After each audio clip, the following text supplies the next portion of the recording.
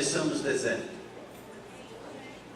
Eu não disse que ficamos no deserto, eu disse que atravessamos o deserto. Foi um ano de sequidão, é verdade. Foi um ano de desafio, é verdade. Foi um ano onde, em algumas circunstâncias, a terra se abriu. Foi um ano de muitas surpresas, muitas delas agradáveis, também outras desagradáveis. Foi um ano que, se não for o Senhor que estiver ao nosso lado, mas os 40 anos, que foram esses 365 dias, eu creio e proclamo sobre a sua vida, terminam hoje.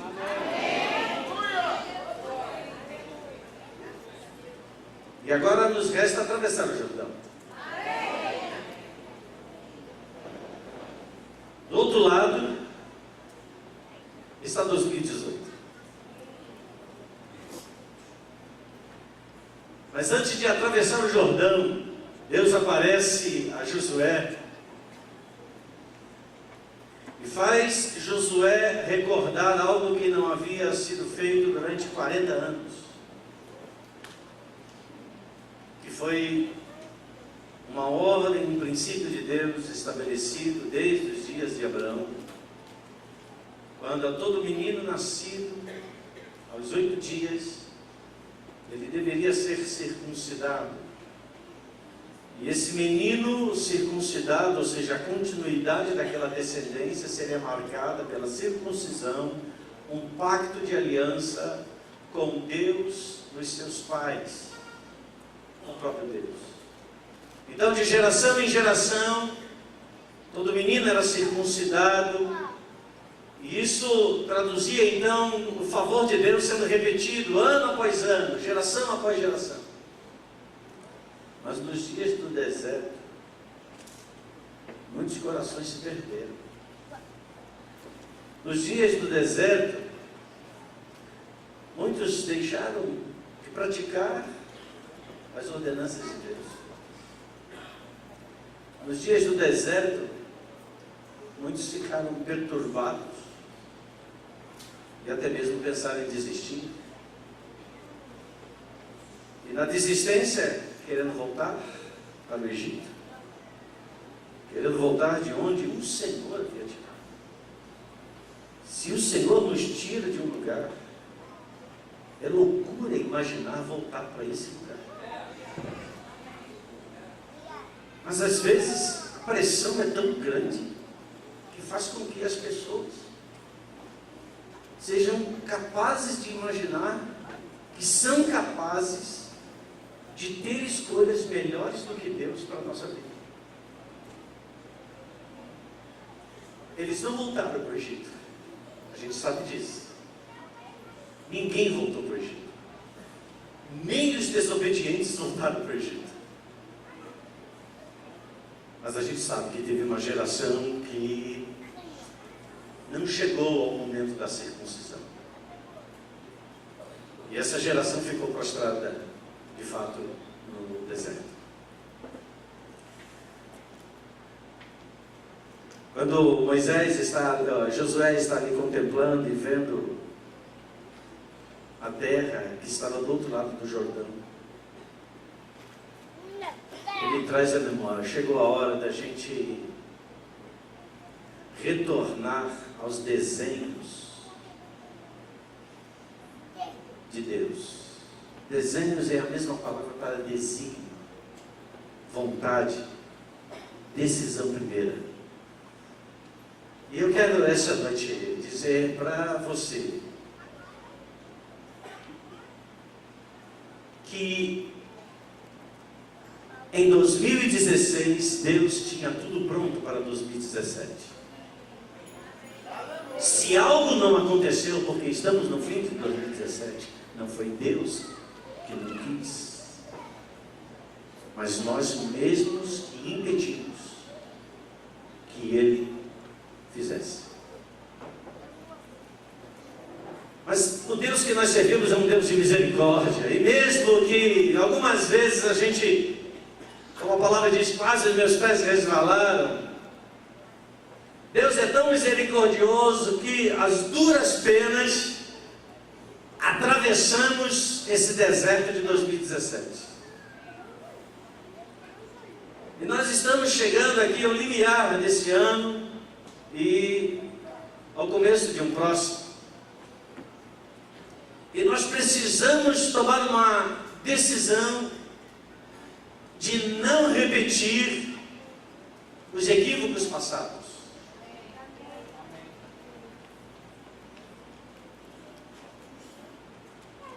E eu fiquei meditando sobre essas coisas. E a partir daquilo que Josué faz, onde ele traz à memória aquilo que Deus havia falado há séculos antes, mas que você pode ter uma boa noção, ainda que o texto bíblico não mostre isso, mas que durante 430 anos, muitos em Israel, lá do Egito, não praticaram a circuncisão, ou seja, não seguiram os desenhos de Deus. A vida humana e tudo aquilo que envolve ela é muito complexa. É tão complexa que nós mesmos não somos capazes de administrar a nossa vida sozinhos, sem Deus. Por isso que a palavra de Deus diz que nós estávamos perdidos. O que é perdido? Sem referência. Uma pessoa que está perdida, ela perdeu a referência. Ela não sabe mais o que é bom e o que é ruim. Ela não sabe mais o que ela estará fazendo e as consequências que isso vai se traduzir daqui a algum tempo. Não no dia seguinte, mas talvez de uma década seguinte. Ou talvez nem na geração dos dias dela, na geração dos seus filhos e dos seus netos. Porque a vida humana é muito complexa. Ela é carregada de muitas variáveis, de muitas circunstâncias que nós mesmos não conseguimos, com a nossa própria capacidade intelectual, de organizar tudo isso. E Deus, então, conhecendo as nossas limitações, Ele nos deu o desenho. Ele nos deu a planta da vida. Planta é aquilo que o engenheiro faz antes de levantar um edifício, onde ele não fica sendo surpreendido a cada andar. O que vai acontecer, o que vai ser feito, não, já está tudo feito. Na verdade, aquela planta já é um edifício totalmente aprontado, com todos os seus detalhes. Onde um artista é capaz, como tem aí os profissionais, de fazer uma maquete. O que é uma maquete? É uma antevisão daquilo que ainda não existe, mas quando você olha, você pode dizer, é isso aí. Só que Deus não trabalha com maquete. Deus trabalha com aquilo que é vivo. Deus trabalha com aquilo que é real. E a palavra dele é uma palavra que se manifesta ontem, hoje e o amanhã. Ou seja, é uma palavra que constrói em cada tempo da nossa existência. Basta que para isso a gente caminhe debaixo dos desígnios da planta que Deus estabeleceu. Por isso que eu disse que 2016 para 2017 tudo estava pronto. Mas a gente chega a uma conclusão diante do panorama mais amplo, mais geral, que foi um ano trabalhoso, difícil. Foi um ano onde algumas vezes talvez você tenha rodado no mesmo lugar. A história bíblica foi assim. Pouco mais de 3 meses seria a caminhada. Uma caminhada de 3 meses levou 40 anos. Por quê? Porque eles resolveram fazer o seu próprio plano. Então Deus os levou, por causa da intenção do coração, a seguirem um caminho que não era o caminho que Deus havia escolhido. A palavra de Deus, diga isso, a palavra de Deus é infalível. Mas a palavra de Deus encontra em nós pessoas falíveis. A palavra de Deus não falha, mas ela encontra em nós pessoas que falham. Então, o que tem que acontecer para que aquilo que é infalível se torne também infalível, ou seja, não falhe também na nossa vida? A gente tem que ter um coração circuncidado, a gente tem que ter um coração pactuado, a gente tem que ter um coração aliançado e fechado, como a gente às vezes diz assim, estou fechado com você. Quando a gente diz isso para alguém, você está lançando toda uma confiança, porque existe um relacionamento que te levou a declarar isso. Então você está fechado com você. Então você vai até as consequências mais últimas. Hoje é um dia de circuncisão. Hoje é um dia onde a gente decide se a gente vai atravessar esse Jordão, vai varar por cima de Jericó, vai varar por cima de Ai, e vamos entrar na terra que o Senhor já preparou. E Ele diz: é boa.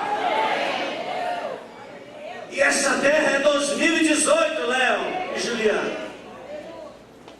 Não importa onde a gente esteja, não importa qual seja a economia, não importa qual seja as realidades sociais, ainda que elas trabalhem contrárias sempre ao plano de Deus, mas o Senhor diz que aqueles que estão ligados ao coração dele passam pelo deserto, não ficam prostrados, chegam diante do Jordão, passam o Jordão, vem Jericó, sobem pelas muralhas de Jericó e plantam a sua descendência no lugar que Deus estabeleceu. E a minha e a sua descendência está plantada no lugar que Deus estabeleceu, se o nosso coração estiver circuncidado.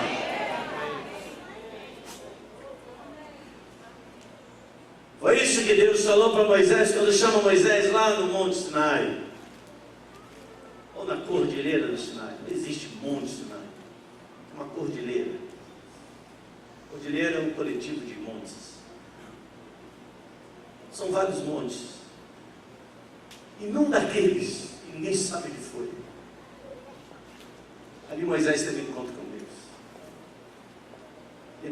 E Deus veio para Moisés e abriu o desenho.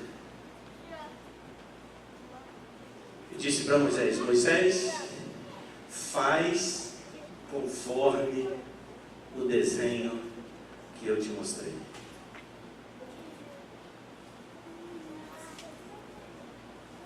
Uma característica de um construtor é que ele não carrega tudo na mente, por mais que experiente ele seja. Um construtor, para ser um construtor, um edificador, por exemplo, de prédios, ele precisa estar a todo momento carregado com a sua prancheta, com os desenhos, ou com o seu tablet, onde ele a todo momento ele vai verificar, ele vai acessar informações que são importantes para o passo seguinte que ele vai dar, para o comando que ele vai dar. Queridos, o ano 2017 foi um ano de transição. Diga: eu transicionei. Mas não dá mais para a gente cometer os mesmos equívocos. Eu não posso errar mais nas coisas que eu tenho convicção de que eu tenho errado. E todos nós que aqui sabemos, que aqui estamos, todos nós sabemos, por menor que seja a referência, onde a gente eventualmente comete equívocos. Eu amo do discipulado 2018, eu amo do discipulado da maturidade.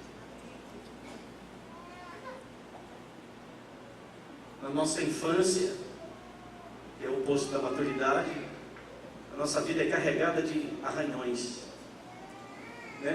machucados nos joelhos, nos cotovelos, na testa. Mas depois que você vai chegando a uma posição mais madura, exceto aqueles que só vivem dando aquela racha de futebol, mas quem não, a gente para de cair. Por quê? Porque nós amadurecemos e adquirimos um equilíbrio. A maturidade traduz-se como equilíbrio, a capacidade de manter-se de pé e não cair, a capacidade de não repetir os erros da infância, da imaturidade. É muito interessante que a Bíblia ela vai mostrar algumas circunstâncias de pessoas que não seguiram o desenho. Deus não tem compromisso com as minhas ideias, Deus não tem compromisso com as suas ideias, Deus tem compromisso com o seu desenho. Quando Deus disse para Moisés, volta a repetir, faças conforme o modelo que te mostrei, Deus não estava dando uma opinião para Moisés. Deus estava dando uma direção para Moisés. E nós temos um diretor dentro de nós que se chama o Espírito Santo de Deus.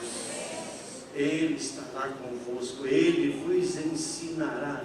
Ensinar o quê? A fazermos a leitura do desenho e aplicarmos a vida. Muitos de vocês lembram desses dois personagens que eram filhos de Arão? O nome deles, Nadab e Abiú. Nadab e Abiú. Eles eram sacerdotes, rapidamente. E como sacerdotes, eles haviam sido instruídos a como fazer funcionar aquilo para o qual eles haviam sido designados.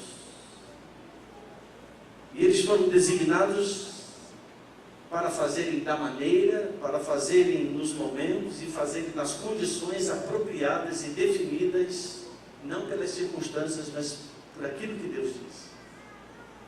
A gente vai construir coisas erradas se a gente não estiver olhando para a planta. A gente vai construir coisas erradas, vai colocar coisas na nossa vida que não deveria ser colocada se a gente não estiver olhando para o desenho. Mas se a gente estiver olhando para o desenho, aquele que é o sábio construtor já garante, o prédio já deu certo.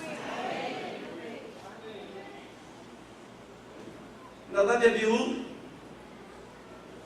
ficaram entusiasmados, sua alma ficou extasiada com algo que havia acontecido no arraial, no acampamento, e viram que aquele fogo que se espalhou no arraial foi algo que contagiou o povo ficou, uau, é isso! Sabe aquelas coisas que às vezes, para mim e para você, chegam como uma boa ideia? Em qualquer área da vida, uma boa ideia na área de negócios, uma boa ideia, sei lá, na forma de aprendizado. Aliás, abre aqui um parênteses, eu nunca vi tanta ideia aparecendo nas mídias sociais para aprender inglês. Gente, é cada um que aparece. Esse é o método usado pela NASA. Esse é o método usado pelos extraterrestres. Porque um quer ser melhor do que o outro. E o método não é memorizar, e nem o outro não, o melhor método é memorizar, o outro método é... Então todo mundo tem uma descoberta, todo mundo tem um achado, todo mundo tem uma ideia que quer vender. E as pessoas às vezes ficam tão entusiasmadas com a ideia, por ela ser inovadora, e elas acham que isso não tem nada a ver com Deus. E às vezes elas se metem nisso, se jogam nisso. E começam não a perceber que o plano, a estrutura da sua vida, da sua família, de tudo aquilo que lhe envolve, vai se desviando do desenho. Mas existem também decisões que você coloca diante de Deus. E não quer dizer que Deus vai escolher, entenda isso, o tipo de trabalho que você vai executar. Deus diz que o trabalho é bom. Agora, se a pessoa vai fazer o trabalho desenhando, se vai fazer o trabalho construindo, se vai fazer o trabalho diante do computador, se vai fazer um trabalho como farmacêutico, não sei. Eu entendo que você pode pedir, buscar diante do Senhor, Senhor, mostra-me o que o Senhor tem para a minha vida, na minha formação acadêmica. Quem conhece mais do que você, todo o corpo docente de uma universidade é Deus. Então Deus está interessado para que você seja uma influência do reino dele naquele lugar, no meio daqueles homens. Então Ele vai colocar muitas vezes em você situações, colocar você em posições que você vai ver o favor de Deus se manifestando de uma forma assim, surpreendente, caindo na graça mesmo daquelas pessoas. Agora, eu estou falando de coisas específicas. Você pode decidir: não, eu vou fazer a universidade culinária. Você vai, envereda por aquilo. Você se especializa nisso, amém, glória a Deus. Mas tudo, para mim e para você, tem que ser para a glória de Deus. Se algo que eu me envolvo, e eu entendo, sei disso, e você sabe disso, que naquilo que você inicia requer tempo, requer dedicação. As pessoas dizem, eu estou falando isso sobre trabalho, porque hoje o empreendedorismo está muito presente como uma das novidades do mercado de trabalho. As pessoas estão determinadas ao empreendedorismo. Elas querem abrir as suas empresas, criarem os seus negócios. Não querem ficar, muitas delas, apenas numa dependência de um patrão, de um empregado. Nada de errado com relação a isso, mas é o panorama desse mundo capitalista que a gente vive.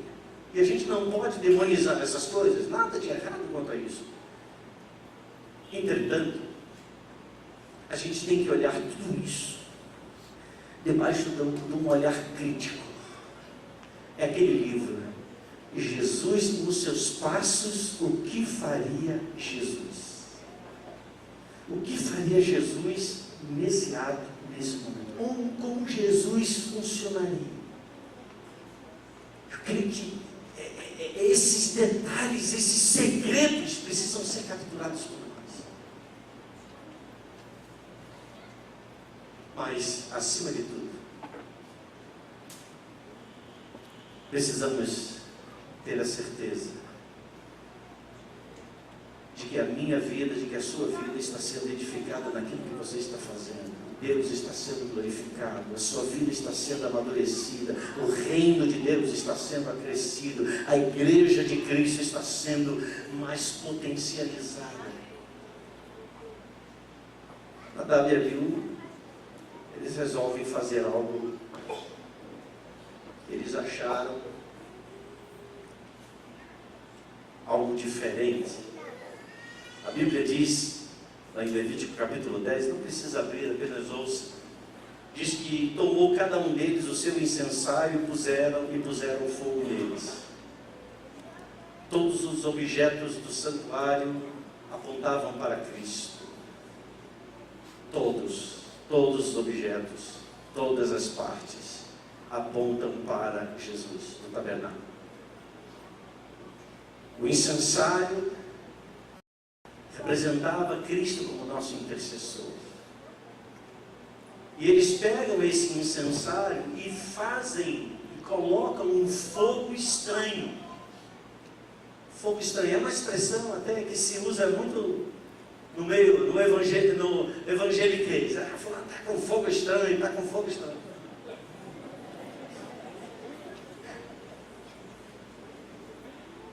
Essa expressão estranho, o fogo você sabe o que significa, mas o estranho significa algo que não provém de Deus.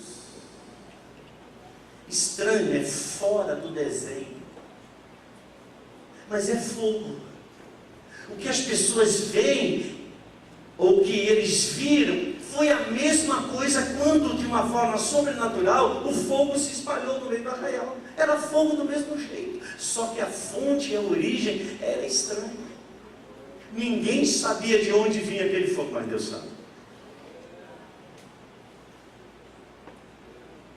Ninguém sabe necessariamente de onde vêm as fontes das construções que estão envolvendo o meu coração. As pessoas não sabem, mas Deus sabe.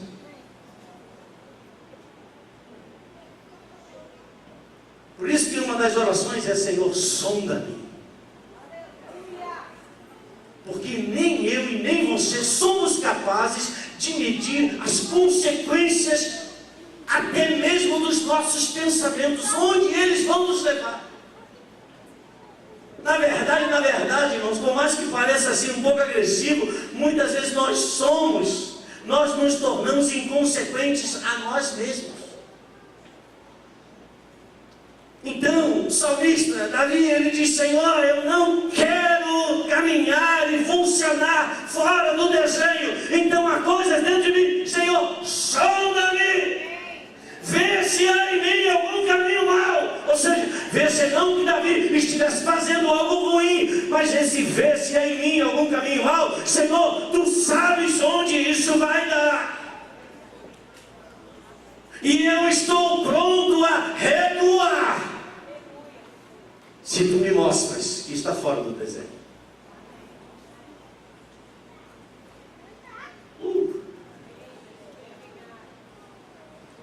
Eles trouxeram fogo estranho.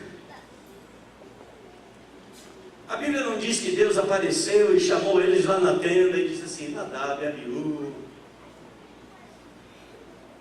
vem cá, vocês são filhos do meu sacerdote Arão.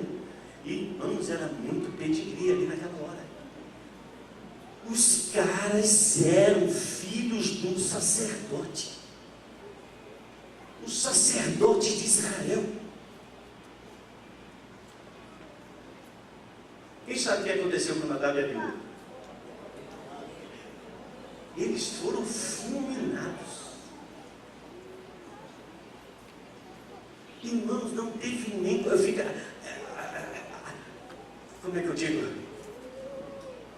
Com esse nível de injustiça que hoje paira no nosso país, a justiça que é muito indulgente, a justiça que falou alguma coisa, não, isso aí deu a entender, isso aí é isso, aquilo, é aquilo outro, então eu processo. Então as pessoas hoje têm até medo de falar, medo de dar opinião. Porque pode ser que a sua opinião seja compreendida, ouvida por alguém, entendida de uma forma estranha, aquilo que foi dito.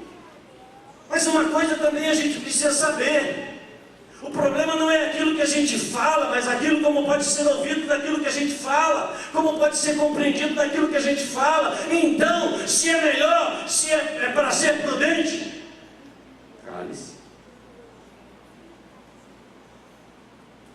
Mas as mídias sociais deram voz a quem não tinha voz. E hoje todo mundo fala, todo mundo tem opinião.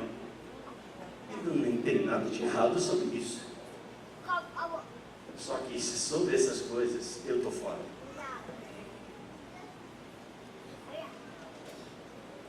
Passou aí o Natal. Aí saiu um vídeo de um pregador aí. Irmãos, mais de 3.000 comentários.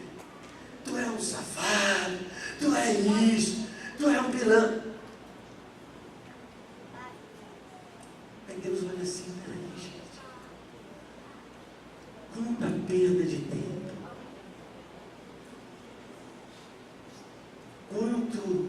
quantas palavras duras que estão gerando coisas que as pessoas mesmas que falam não sabem onde isso vai dar.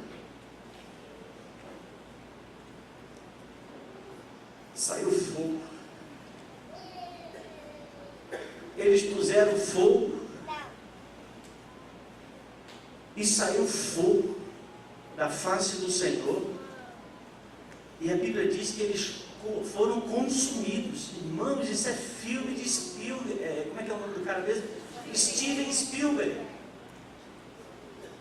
Eles foram consumidos, saiu fogo, diz a Bíblia, eles foram consumidos. Darth Vader, uau, Star Wars.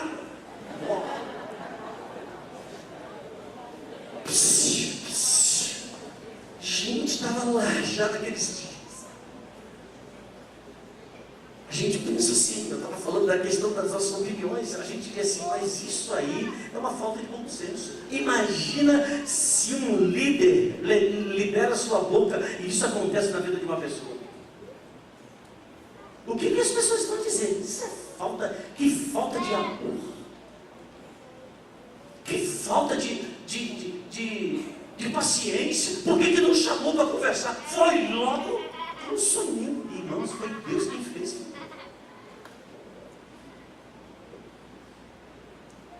Quantos aqui acham que Deus fez alguma coisa errada? Não levanta a mão não, senão você pode ser consumido aqui agora. Irmãos, foi Deus que consumiu os caras. Morreram 2 naquele dia. Quase que o sacerdócio, ou seja, a descendência sacerdotal, fica comprometida. Por quê? Porque eles fizeram algo fora do desenho. Porque nenhum fogo poderia ser tomado pelos sacerdotes, senão o fogo originário do altar. Aquele fogo não poderia vir de outro lugar senão do altar, porque era o fogo do altar que acendia o candelabro de ouro, era o fogo do altar que colocava então as brasas e colocava no incensário, era o fogo do altar, a fonte e a origem de toda a luz que se produzisse. Porque aquele fogo de altar, do altar, já representava Cristo, onde Ele mesmo seria o Cordeiro, e Ele mesmo seria o próprio altar. E Ele iria, como consequência, exterminar, consumir todo o pecado. Mas aí aqueles homens tiveram uma boa ideia e trouxeram fogo de um lugar estranho. Um fogo que não estava no plano, um fogo que não era do altar. Apenas um segundo exemplo. A Bíblia diz que, você lembra, quando Davi,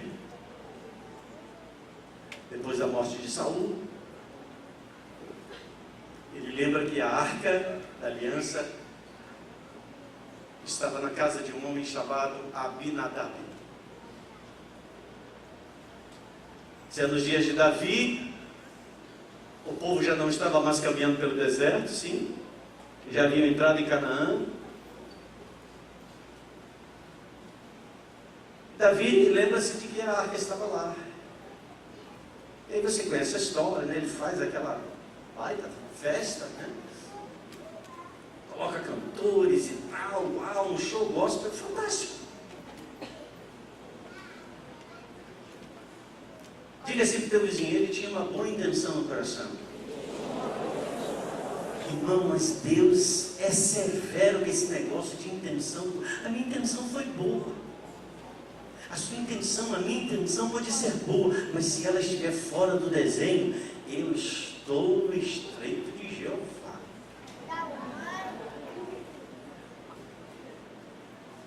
E aí, Davi vai e diz assim: vamos levar a arca para Jerusalém. Uau! Gente, era um movimento profético.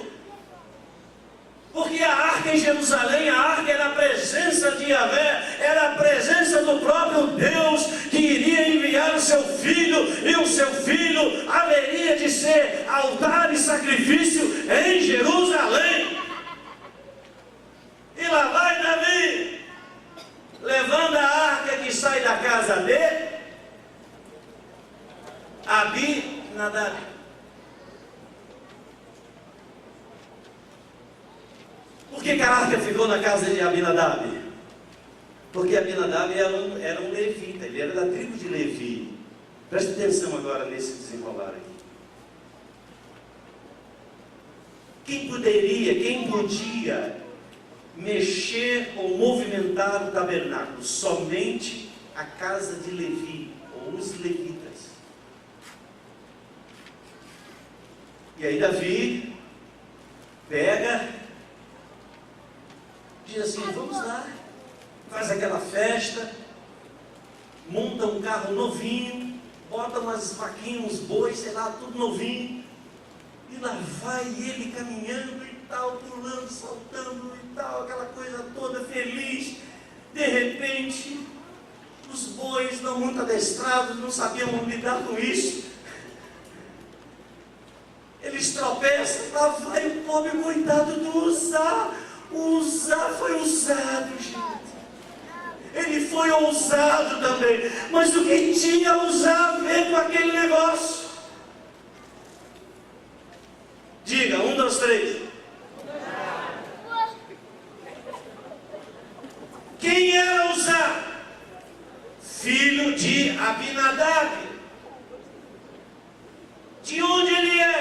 tribo de Levi. Então está tudo em casa, gente. Aí você olha assim, mas olha bolas, desculpe a expressão um pouco vulgar. Por que Deus faz isso? Eu estou trazendo aspectos históricos, bíblicos, e como Deus reagiu a tudo isso, para mostrar para mim e para você que Deus, nós sabemos, Deus é o mesmo ontem, Deus é o mesmo hoje, Deus é o mesmo Deus amanhã. Mas qual foi a última vez que você viu alguém torrado no meio da rua ou na igreja, que foi pegar um púlpito aqui, dizer assim: foi o hóspede que deixou alguma coisa ligada? Nunca vi nesses, sei lá, décadas aqui já em café, ninguém sendo torrado porque mexeu alguma coisa que não entrou no gabinete. Ué, então Deus mudou. Porque Nadab e Abiú viraram, nem churrasco do manhã eles conseguiram chegar, eles torraram. Uzá cai morto. Mas por que então a gente continua? Então a gente está fazendo tudo certo, por que não tem ninguém morrendo dessa forma? Não.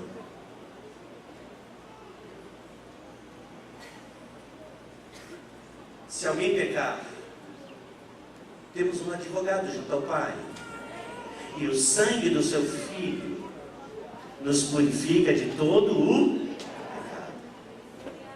Nos purifica do pecado, mas não nos exclui das consequências.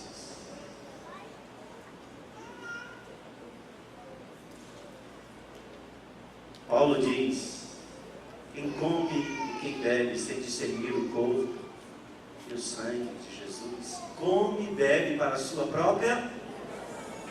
Por isso que há entre vós muitos fracos, não poucos que tomam. Então Paulo está falando também ali das consequências daqueles que não sabem fazer a leitura correta dos desenhos de Deus, que não sabem usar a sua vida corretamente. E essa é a razão porque muitos estão fracos. Irmãos, fraqueza espiritual, que se hoje se traduz como falta de fé, esfriamento, isso é iminência de morte. Tem muita gente no corpo de Cristo morrendo. Não morrendo para ser sepultada no caixão, mas morrendo ministerialmente, morrendo nos seus relacionamentos, morrendo na sua vida com Deus, porque em algum momento da sua vida operaram fora do desenho. Por que eu estou falando tudo isso? Porque em 2018 nós vamos caminhar no desenho. Por isso que hoje é um dia de circuncisão. Hoje é um dia da gente fazer um pacto com Deus e dizer: não a nós, Senhor, mas ao teu nome seja a glória. Mas por que Uzá morreu afinal? Na tribo de Levi, preste atenção nisso, haviam 3 grupos de família. Os filhos de Gerson, não era Karina e Jéssica, mas eram os filhos de Gerson.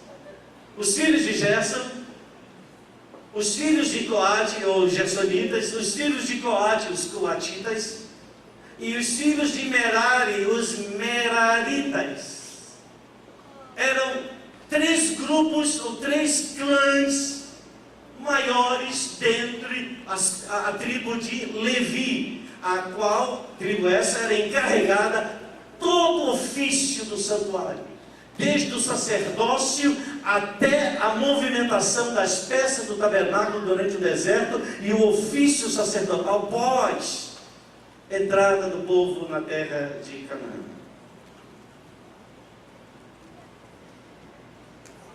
A primeira coisa que a gente precisa saber é que, por exemplo, os filhos de Gerson, ou Gersonitas, levitas, eles eram encarregados de, isso está lá em Números capítulo 4, versículo 24 e 26, e eu não vou ler para que a gente ganhe tempo. Eles eram encarregados, resumindo, no que diz respeito ao tabernáculo, lembra-se do tabernáculo, porque eles eram responsáveis, os gersonitas, vou ler aqui para não cometer equívoco, eles eram responsáveis pela tenda, ou seja, a cobertura, as coberturas. Eles eram responsáveis pelas cordas que mantinham presas essas coberturas, e eles eram responsáveis pela cerca que era feita também de tecido, as suas cordas do tabernáculo. Essa era o desenho ministerial deles. Os gersonitas, eles tinham um desenho específico. Aí tinha então os chamados filhos de Merari. E eles eram responsáveis pelas colunas, pelas bases de bronze e pelas tábuas que revestiam, que faziam toda a definição do perímetro, tanto do átrio exterior, porque haviam colunas onde as cordas e os panos se fechavam no chamado átrio exterior, como o lugar santíssimo, que era, enfim, afinal, o tabernáculo. Então, todas as partes sólidas, vamos pensar assim, era de responsabilidade dos meraritas, os filhos de Merari. E aos filhos de Coate eram responsáveis exclusivamente pelas coisas santíssimas. Ou seja, tudo que estava dentro do tabernáculo, só os coatitas é que podiam tocar. Todos eles, coatitas, meraritas, gersonitas, eram levitas, mas cada um tinha um desenho específico. E o que faz Uzá, que era da tribo de Merari, ou melhor, da tribo de Levi, da família de Merari, ele toca nas coisas santíssimas. Mas quem poderia tocar? Os coatitas. E ele morre. Aí a gente pensa assim, alguém falhou em não discipular esse menino, que agora era o homem. Os tempos vão se passando, e a cultura bíblica é um atestar que a gente sabe disso. Ela tem diminuído. Cada vez mais as pessoas leem menos a Bíblia, e consequentemente gerações vão surgindo sem conhecer o desenho, e consequentemente vão se mover naquilo que é fogo estranho, vão se mover naquilo que Deus não separou para elas. Por quê? Porque ignoraram o desenho. Uma outra parte das Escrituras, um evento que acontece com Uzá, e aí já não tem a ver com Uzá, tem a ver com Davi. Davi coloca a arca onde? Em cima ou sobre carros de bois. Eu já ouvi nem uma vez, nem duas, nem três, muitas vezes, que Davi fez isso por causa da imagem, do costume dos povos que não eram povo de Deus, dos filisteus, onde você lembra que os filisteus, quando quiseram mandar a arca de volta, depois que eles roubaram, colocaram a arca no templo de Dagon, e começa a acontecer aquela turbulência toda, eles colocam a arca sobre um carro de boi, e vai que vai, e as vacas, os bois foram mugindo até chegarem no lugar onde estava o povo de Israel. E alguns dizem que isso foi Davi, de que olhou para os filisteus e vamos fazer assim mesmo. Mas isso não está escrito na Bíblia. Você sabe quem foi a ideia dos carros de boi? Não foi dos filisteus, foi de Deus. Deus usava carros de boi no deserto para transportar as coisas do tabernáculo. Mas vamos observar um detalhe. Quantos querem conhecer isso? Diga amém. Por favor. Agora você pode abrir a sua Bíblia em Números capítulo 7, vai valer a pena.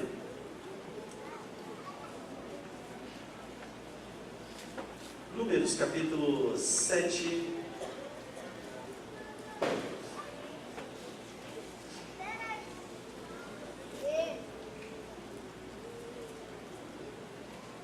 Versículo 1, número 7, verso 1. Quem já achou, diga: hoje meu coração está sendo circuncidado. Aleluia. Diz assim: quando Moisés acabou de armar o tabernáculo, ele o ungiu e o consagrou, juntamente com todos os seus utensílios. Também ungiu e consagrou o altar com todos os seus utensílios. Então os líderes de Israel, os chefes de famílias, que eram os líderes das tribos encarregadas do recenseamento, apresentaram ofertas. E esses líderes das tribos, ou seja, haviam 12 tribos, trouxeram, versículo 3, suas dádivas ao Senhor. E esses líderes trouxeram, quem está acompanhando o versículo 3? Trouxeram o que, gente? Trouxeram o que, gente? Carroça de quê? Trouxeram carroça e também trouxeram bois. Calma aí, está ficando quente. Trouxeram suas dádivas ao Senhor, 6 carroças cobertas de 12 bois, um boi de cada líder. Então 8 líderes. E uma carroça para cada 12 líderes. E eles apresentaram diante do tabernáculo. O Senhor disse a Moisés: aceite as ofertas deles, preste atenção nisso, para que sejam usadas. Usada o quê? As carroças e os bois. Para que sejam usadas no trabalho da o quê? Tenda do encontro, ou tabernáculo, é a mesma coisa. Entregue-as, as carroças e os bois, a quem? Aos levitas, conforme exigir o trabalho de cada um deles. Você consegue alcançar que nesses levitas estavam então os coatitas, os meraritas e os gersonitas. Então, onde eu estou? 6. Então Moisés recebeu as carroças e os bois e os entregou aos levitas. Gente, foi Deus quem mandou. Então, o negócio de carroça de boi lá de Davi não tem nada a ver com os filisteus. Davi está olhando a planta, mas não está olhando os detalhes da planta. Então Moisés recebeu as carroças e os bois e os entregou aos levitas. Deu 2 carroças e 4 bois aos quem? Gersonitas, conforme exigia o trabalho deles. Qual era o trabalho deles? Vamos de novo, pegar aqui a cola. Os gersonitas, eles transportavam a tenda, cordas e as cercas do tabernáculo. Onde eles transportavam isso? Em cima dos carros de boi. Vocês estão comigo? Então vamos mais à frente. E 4 carroças e 8 bois. Então eram 6 carroças, 2 já foram sorteadas para os gersonitas. Sobraram 4 carroças e mais 8 bois.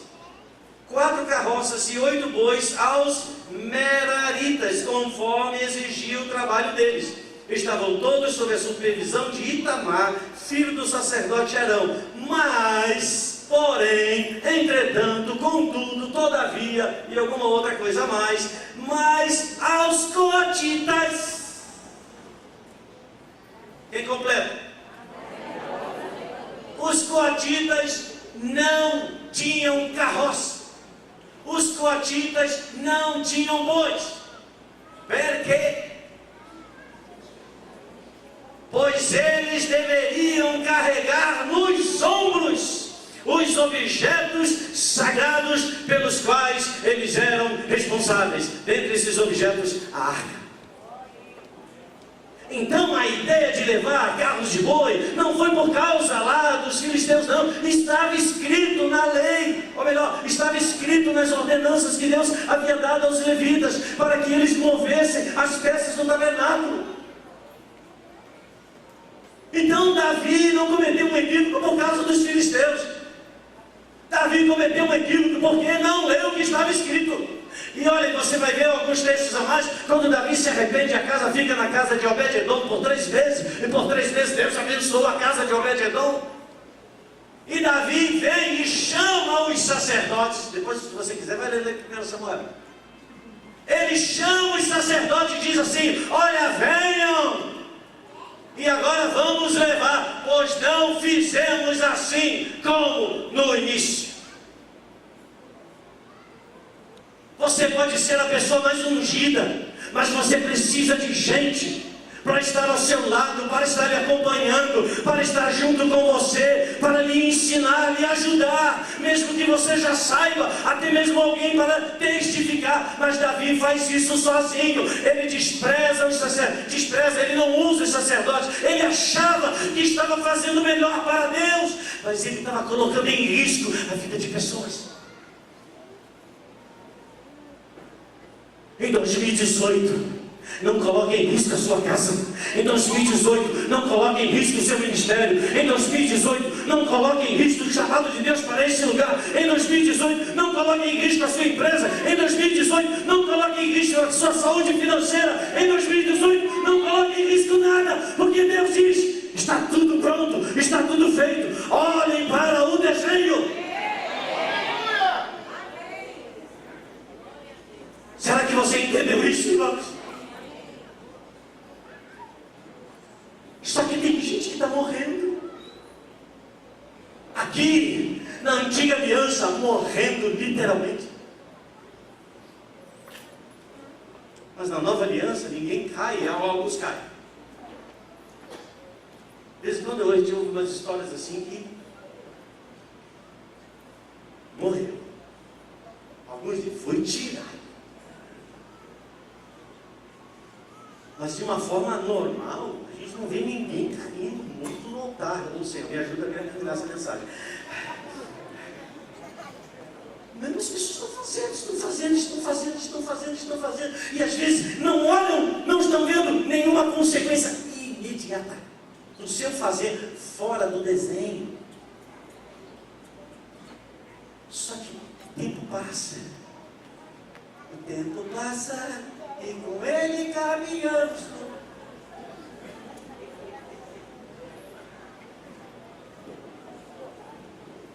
E às vezes você olha para trás assim, passaram 10 anos, minha profeta Cat, passaram 10 anos, e alguém pode olhar para trás, depois de 10 anos,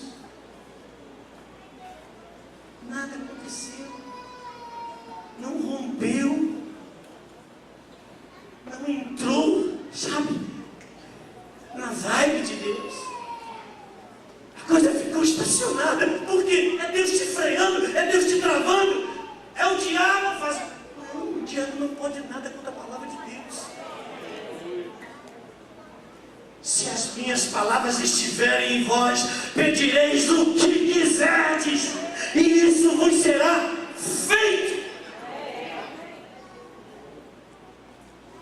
Veja, há uma relação entre aquilo que eu estou construindo em linha com a palavra de Deus. Por isso, para este ano de 2018, eu já falei aqui no domingo passado, em 2018, eu vou ser o primeiro que vai apanhar muito. Quando eu digo apanhar muito, que eu não quero que ninguém pense de mim aquilo que não é devido. Ou seja, eu, no que depender de mim, não quero dar margem. O apóstolo é teimoso, acabou o teimoso. O apóstolo não brinca, ele vai continuar não brincando. Isso não tem nada a ver com espiritualidade. Cada um tem o seu formato, gente. Eu estou muito bem resolvido comigo. Mas não tem como. A gente precisa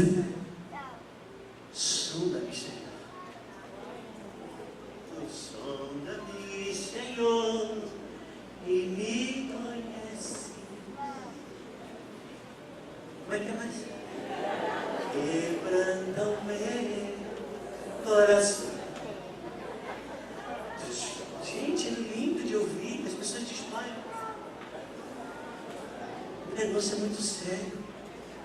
Começa a cavar lá no terreno da sua casa. Você tem terreno, hoje em dia ninguém vai terreno. Quem gosta de apartamento então perdeu tudo, né?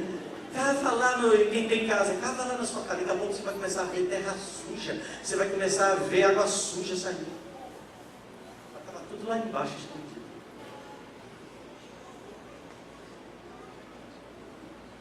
Diga 2018. Ah, vai ser diferente. Vai ser diferente. Oi, glória. 2018 vai ser um ano de recuperação.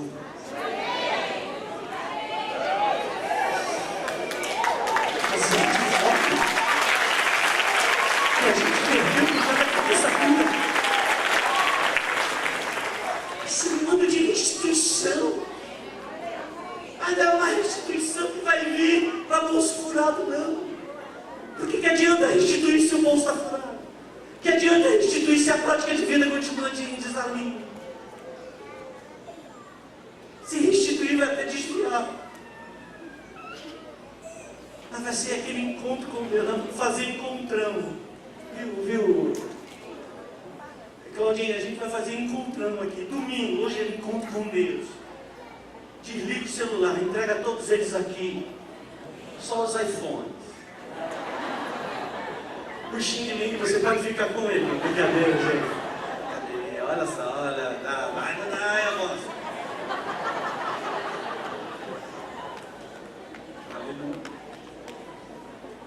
Eu amo vocês. Eu amo a palavra. Como ela me oxigena. Oh, Jesus. E tanta gente lá na praia de Copacabana para dar 7 bolinhos.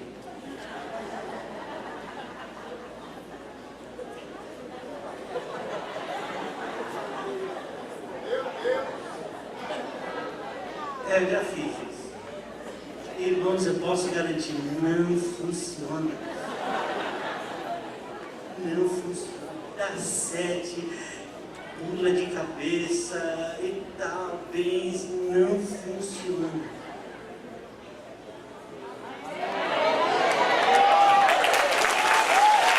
Pastor Paulo, já deu certo. Aleluia. Que besteira, amado, chega. Glória a Deus! Não haja Nadab, não haja Abiú, não haja Ussá entre nós. Homens e mulheres cheios do Espírito, cheios da vida de Deus. Oh, líder de louvor, chama essa turma aí, vamos lá. Aleluia. Homens e mulheres que sabem onde estão colocando os seus pés. As pessoas só lembram de Davi quando ele dá 7 passos, né? E depois sacrificava, mas não precisava disso, menina. Não precisava, Deus não pediu para ele dar 7 passos, ainda que ele estava fazendo obra.